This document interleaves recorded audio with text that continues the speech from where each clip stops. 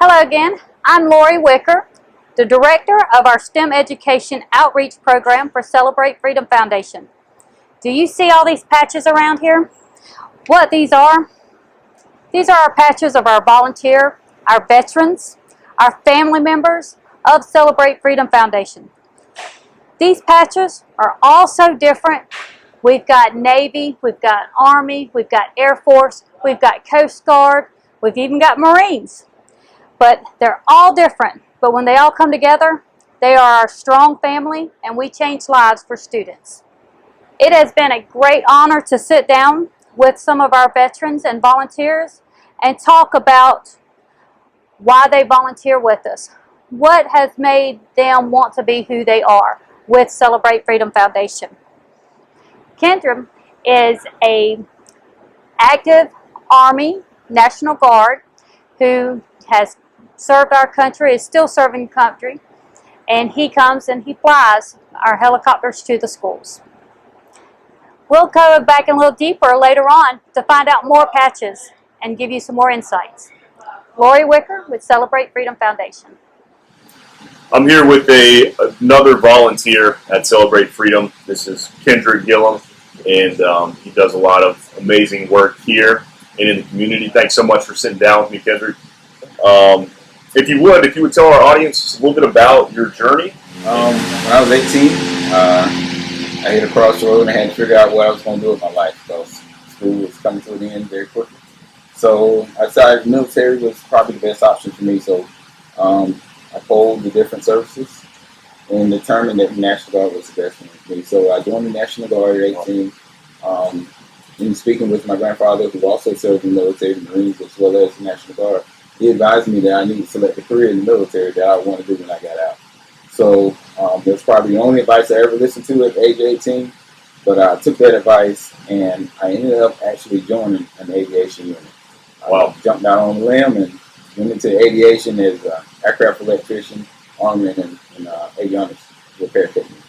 So, Well, that's awesome. So it sounds like your family has a bit of a military history, and that's part of what's kind of inspired you to join. Yes, sir. My grandfather served as well as my mother's father served. Wow.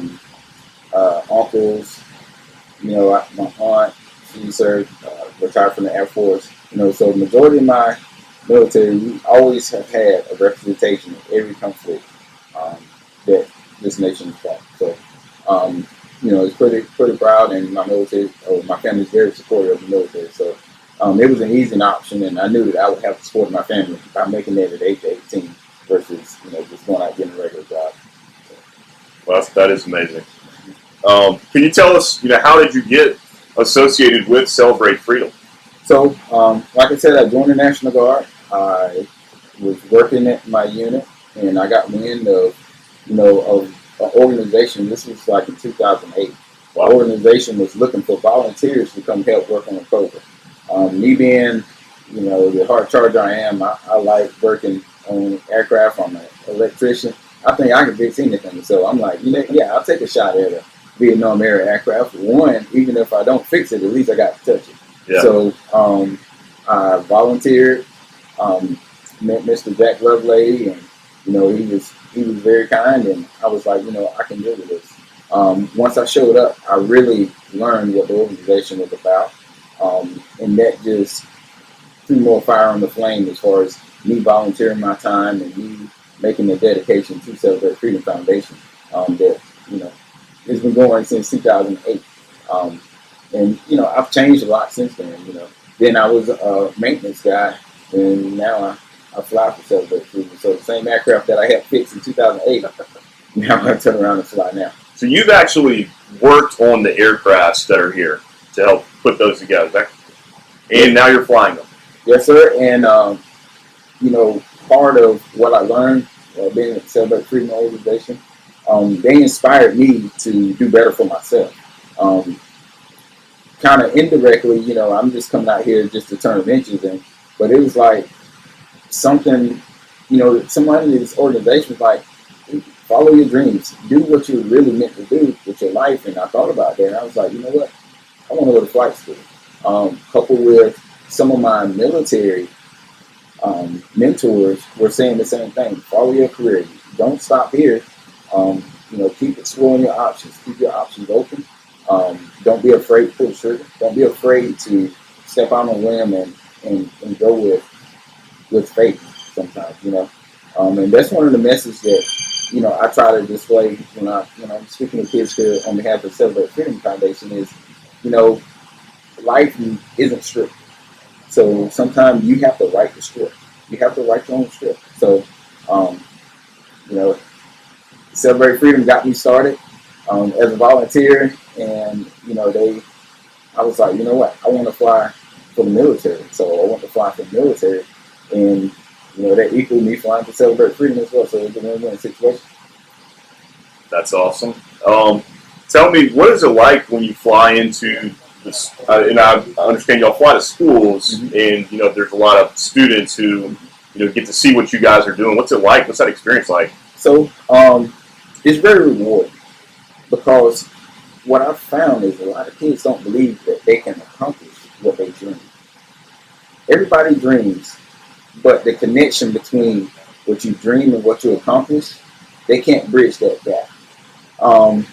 So when I go into a school, for me, I understand the guys that are in the back. Yeah. The reason I understand those is because when I was in high school, when I was that age, I was probably one of the ones in the back. I was one of the ones in the back, but like I said, the only thing I listened to was my grandfather coming into the military. It's about the only advice I really took. But I connect with those kids, or I attempt to connect with those kids and say, you have to be a leader. And what I mean by that is you have to lead yourself. Don't be a follower. If you just follow the crowd, you're going to look like everybody else. You're going to work like everybody else. You're going to work at the same place. You're going to do all the same activities. And you're not going to be any different unless you become a leader and lead your life down the right path.